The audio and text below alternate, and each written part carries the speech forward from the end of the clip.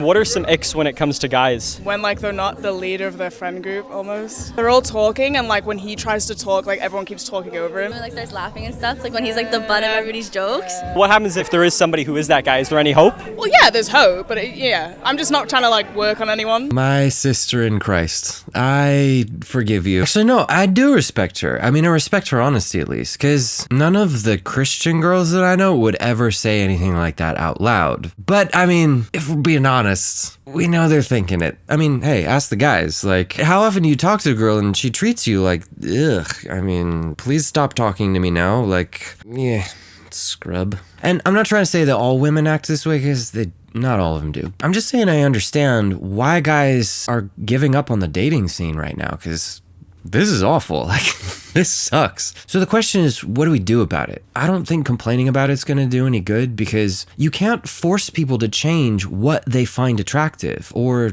disgusting. So we may not be able to stop this from existing, but we can learn about what's going on under the hood there, so that we can at least see if we're turning the wrench the right direction. All right, so first up, the ick. What's going on there? What do the experts have to say? Ick is one of those things that you read about in women's mags. Women get the ick and men tend not to get the ick. And what's being described there is the fact that women's sexual disgust threshold is a lot lower than men's. And that's one of those things that you can measure quite objectively through things like sweating and heart rate. It's much easier to trigger in women than it is in men. There's maybe a more like a deeply embedded instinctive protective factor there. So basically, women are more easily grossed out by us than we are by them, which makes sense, because I mean, have you seen us? That's a joke for legal reasons. Oh, brother, this guy stinks! But also, I mean, if you look at the pattern of when the ick seems to happen, it doesn't have as much to do with the way you look as it does with how you make her feel. And the thing that women seem to want us to make them feel more than anything else is safety. And it seems like that's just a biologically built-in protective measure. This is why you can have guys who are focused on their devotional life and their prayer life, and they're super plugged in at the church, and they're serving all over the place, and all the girls around are still turned off by him. She loves him as a brother in Christ, but that's about it. He's not making it out of the friend zone, right? Happy to call him a brother, doesn't want to call him daddy. I'm gonna get fired for that one. And I work for myself. No, listen, I depend on two things: God's mercy and his sense of humor. Without those two things, I am pickled. Anyways, moving on. Bottom line is, she won't care what your devotional life or your faith is like if you don't make her feel safe first. Okay, what else is there? Because we know there's more to it than that. What are some of the specific things we're doing that make her feel unsafe and give her the ick? Today, we're gonna be talking about things that you should never, ever do around a girl that you like. The first thing you should never do is talk poorly about yourself, because it signals a complete lack of confidence and self-esteem. The girl you like specifically might find it draining and unattractive to constantly have to reassure or validate a partner who engages in negative self-talk, and rightfully so. Some examples I see commonly of men talking poorly about themselves are self-deprecating humor, so making jokes or sarcastic remarks that belittle their own abilities, appearance, or intelligence, downplaying their achievements, so minimizing their accomplishments, or negative internal dialogue, such as constantly criticizing themselves, doubting their abilities, or focusing on their perceived flaws. This is a big one. I used to think for a long time that if I was talking down about myself, that was humility. I was like, oh, yeah, she's gonna like me so much more because she's gonna see how humble I am for just insulting myself constantly. Yeah, that didn't work. But I never understood why that didn't work. And I don't even think she really gets at the core reason why it's such a turnoff. Because it's not just that it's exhausting for her to kind of have to lift you up all the time. It makes her feel like you're not strong enough or capable enough to keep her safe. Her instincts are telling her a guy that's below her can't look out for her. So if you're saying, oh, I suck at this, or oh, I'm terrible with that, or oh, you know, I've never really done anything with my life or anything like that, it's not cute, and it's not gonna make you look humble. It's gonna make her uncomfortable every time you do it. So do not speak negatively about yourself. Speak honestly. And if you still feel like speaking that badly about yourself is honest, well, then you'll need to do some work in a few other areas first. We'll get more into that later. Moving on. Not do around a girl that you like is stare at her or make no eye contact. So there's two ends of the spectrum here. So there needs to be some sort of balance there. Yeah. The tough thing about the eye contact one is like, okay, you're trying to find that sweet spot between like staring but like completely making no eye contact at all. I always get stuck focusing on that and thinking like, okay, make eye contact, make eye contact, make eye contact. Okay, too much eye contact. And I completely miss everything that she just said. So best thing you can do with this is just get practice. Go talk to a pretty girl. Do not have any agenda. Don't try to get her number or imagine yourself dating her. Just go talk to her. You'll get more comfortable with it as you go. All right, I'm bored. Let's move on. The next thing that you should never do is be pushy. If you like a girl, the last thing you want to do is be pushy about it. You can absolutely show and express interest, but if she's not reciprocating, do not be pushy. Trust. This one, okay. Yeah, you have to be careful with this one because it's not always true. The same actions will get interpreted very different ways by a woman depending on whether or not she's attracted to you, right? I talk more about this in the video on simping, which I'll put a link to that at the end. But you can have two different guys who do the exact same stuff with the exact same woman and get a completely different response from her. If she's not attracted, that guy will get labeled creepy and pushy, whereas that same stuff will get an attractive guy labeled confident and persistent. Because if she's attracted to you, she already feels safe with you, and being persistent will make you look even better in her eyes. Whereas if she's not attracted to you, she does not feel safe with you, and if you push, it will feel like being persistent is threatening in a way. She'll feel like, no, it's Nick, get back, foul heathen. So she's sort of right depending on the situation, but take this one with a grain of pepper. All right, moving on. Next thing you shouldn't do is put her on a pedestal. When a guy puts a girl on a pedestal, it means that he overly idealizes and idolizes her. He may view her as perfect, placing her on a higher level and attributing unrealistic qualities to her. This can lead to a very unbalanced dynamic where he might prioritize her needs and desires over his own, potentially disregarding his own self-worth and boundaries. An absolute no-no. Yeah, so this has the same effect as if you talk badly about yourself. Even if you're not putting yourself down, if you put her too high on that pedestal, she'll still see you as below her. What she's feeling is, well, if I'm that much better than him, then I can do better than him. And if I can do better than him, then I absolutely should do better than him because I would be safer. So if you act like she's that much better than you, it'll make her uncomfortable at best. And at worst, she'll want out. I've had this one happen to me quite a few times, so. All right, so that's a really good start. But so far, this is mostly surface level stuff, right? We need to go a little deeper if we want to make a meaningful change to the situation. What nice guys do is what they suffer with is not that they're too nice or anything. It's just that they have incredibly weak boundaries when it comes to women because they blame the fact that they're so nice as to why they can't get women. But it's not about being nice. It's about a lack of masculinity. And one of the best ways to establish masculinity is placing boundaries, particularly with women. When you don't like a behavior, you don't roll over and allow it to continue and then give her more in order for you to get her. You set a boundary and you have a willingness to walk away. So what ends up happening is a nice nature becomes a reason for resentment because women don't like it. They actually feel angry when you're too nice to them because then they don't feel protected. They feel like you're weak. So this is Sadia Khan. She's one of the internet's favorite dating coaches right now. And in a lot of ways, she's right. But she leaves out a pretty important detail. Today, women have a lot more leverage in dating and relationships than men do. Because statistically, they have a lot more options in the dating world, and they know it. If he sets a boundary and she doesn't like it and she walks away, there isn't necessarily another chance for him just right around the corner, like there would be for Sadia, or for the high-level guys that she's probably more used to dealing with. Let's keep going, because we need a way to deal with that leverage imbalance, right? We need some kind of workaround, and I think if we dig a little deeper, there's something we can grab onto here. If narcissism is the result of what we're doing to women with our digital media and online, what's happening to our men? Weakness. They are so afraid and of responsibility, and they have no desire to solve problems, and it creates a very, very weak man. And what we've done is taken the 20s of men and replaced responsibility with hedonism. He'll still be going out on the weekend, he'll still be having short-term mating strategies with sleeping with girls without even taking them on dates or without even considering marriage and kids, and we've convinced them that marriage is terrible. The average man, the young man, is not even thinking about providing and protecting. He's just thinking about enjoying and avoiding responsibility. And I think the avoidance of responsibility limits a man's ability to become masculine. They're so fearful and weak that women are no longer attracted to them, and they are, because they're not getting that attraction from women, they stick to pornography or escorts or using prostitution because they essentially recognize that they're not a man that women would be attracted to. I mean, again, she's kind of right and also kind of wrong at the same time. There's something about the way that she characterizes it that just, I don't know, makes my spine prickle. Like something's just off. I mean, she blames it on social media, sort of, which I think is common knowledge at this point that social media is just not good for anything that it touches, including my body. But she also says that men are weak because society is telling them to just party it up in their 20s and just they don't take on any responsibility because of that. But I don't know a whole lot of guys who are experiencing that. Most guys in their 20s don't feel like they're on a party. They feel like they're locked out of the party. And again, I think she's more talking about the top 20% of guys that she's probably used to dealing with. But most guys, it seems, are living a life of just quietly frustrated resignation.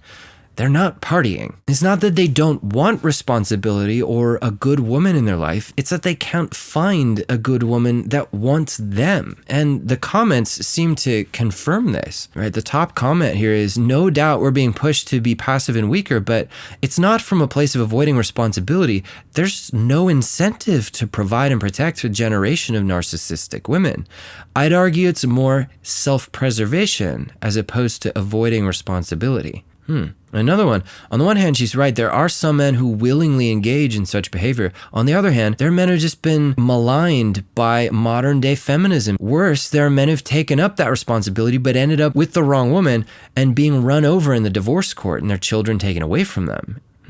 This one hurts. She's wrong. Nobody convinced me that marriage is terrible. I learned that at home growing up, watching my mom scream at my dad for hours every night when he got home from work. Man. The other thing that seems off is it seems like she's looking at the symptom and calling it the cause.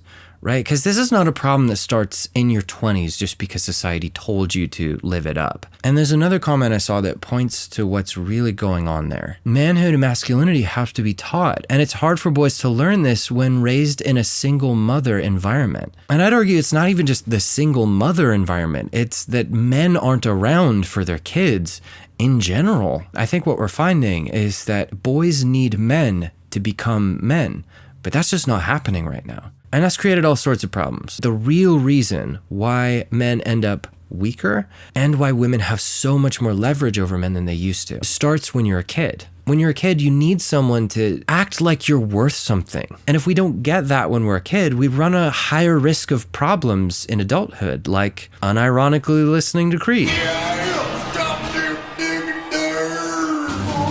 Or being Sean Strickland. And since men typically aren't around very much anymore, the closest thing we get to having that validation comes from women. And that changes the way that we view all women in our life going forward. Women become a very big deal to us because we view them as the only people who decide if we're worth something. So by the time we grow up, if a woman that we're attracted to rejects us, it feels like just a verdict has just been passed down as final judgment that we're just not good enough and nobody will want us. And that is nightmare fuel for us as guys. So to counteract that, we try to become needless and wantless. We don't express what we want and we go along with whatever she says because we're hoping that that will make her like us more and that she'll give us her approval. Now let's go back and look at this thing that Cydia says about boundaries and stop signs, and it'll start to make a lot more sense where all of this is coming from. When you take a weak man,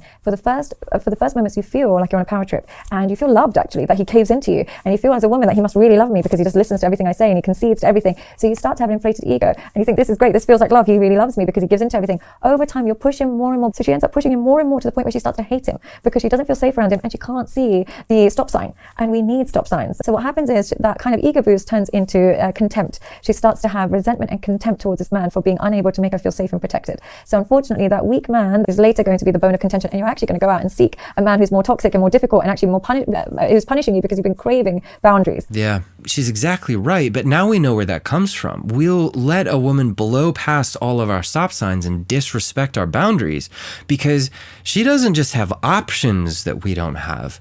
She has emotional leverage over us. But now that we know where the core of the problem is, we can start doing something about it. Because if the real issue is that we need approval and validation to feel like we're worth something, well, then the solution to all of that weakness and all the leverage that she has is to get that need met a different way. Let's look at another video. This guy, I think, has exactly what we need here. A lot of times a girl won't be able to know the difference that she feels around certain guys. Usually the difference is that one guy and everything he's doing is asking the question, am I a man? And then other guys are expressing the answer that they already know. Yes, I am a godly man because God has validated me in that way. A godly man doesn't go to a woman to find his strength. Rather, he goes to a woman to offer the strength that he has already been given by God. A lot of times guys will go to a woman to try to see if they are a man. We equate a beautiful woman with the answer to that question. If I can get a beautiful woman, I must be a real man. But a real man already has that question answered, and he's been validated by other men, hopefully by his father. But ultimately, true validation as a man comes when you know that you're a son of God by the grace of Jesus Christ. Yeah, so he references an idea from John Eldridge's book, Wild at Heart. Guys have that question burned into our hearts.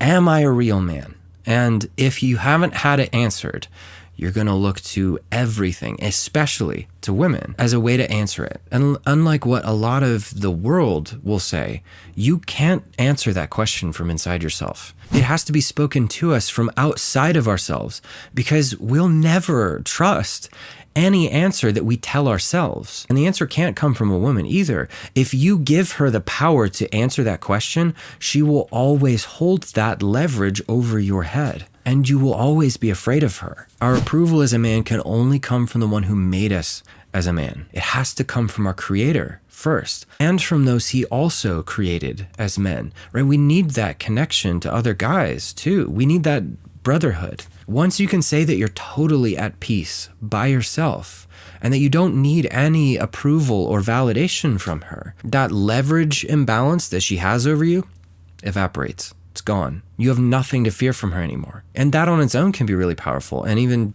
get rid of the ick by itself. Now, at this point, you might have some questions like, who is Sean Strickland? Where is my hairbrush? Why is this video still going? Like, seriously, there's still like 3 minutes left. Why is this guy still talking? So we've looked at the negative side and what's not attractive and how to deal with that. But I want to end on a more positive note. I want to look at one more video because this idea completely changed my view on the difference between male attraction versus female attraction. So watch this. In this video, we're going to take a deep dive into the female gaze versus the male gaze. Part 1. The female gaze at its core is story-driven. There's a reason why the best-selling books year after year are romance novels, and the biggest consumers of them are women. There's also a reason why the fanfic community is almost exclusively women writing about fictional characters. It's the same reason why artists and musicians throughout history have been loved by women. They tell a story with their creativity. You also tell a story every time you walk out of the door. You just don't realize it. The way you dress, the way you walk, your body language, these all tell a story, and women pick up on it. I think especially for Christian guys, we don't necessarily understand the difference between the male gaze and the female gaze. It's either we're over-spiritualizing things, or we just assume that women are looking at us the same way we look at them. And we end up accidentally aiming for the male gaze instead of the female gaze, and we get more attention from the bros than we do from anybody else. But the thing he says that really made it click for me is that it's about a story. For us as guys, we're looking for visual cues for things that stimulate us. They're not. The girls are looking for story cues that trigger a movie in her mind about you. She sees all the markers that you're displaying and she picks them out and projects a story forward from there. And if she likes what she sees, she'll say, hey, yeah, I want to be a part of his story. If she doesn't like it, she'll see you as nothing more than a background extra in her story. This also explains why having the jacked, fit bod gets more attention from the homies than it does from the femmes. It worked better on paper. I mean, sure, the muscles are nice to look at, and she might appreciate it and want that, but it's one of the lowest things on her list of priorities because it doesn't really influence your story that much. Your character, your traits, your skills, your social connections, your ambition, your confidence, those are things that tell her about your story or lack of story. And that might seem kind of daunting, but there's one other thing he says that's actually really encouraging. The female gaze is like Play-Doh. Here's what I mean by this. If a girl is not attracted to a guy at first glance, the physical attraction can still grow a ton once she knows him even a little bit better. Majority of men fall into the, yeah, he's alright category.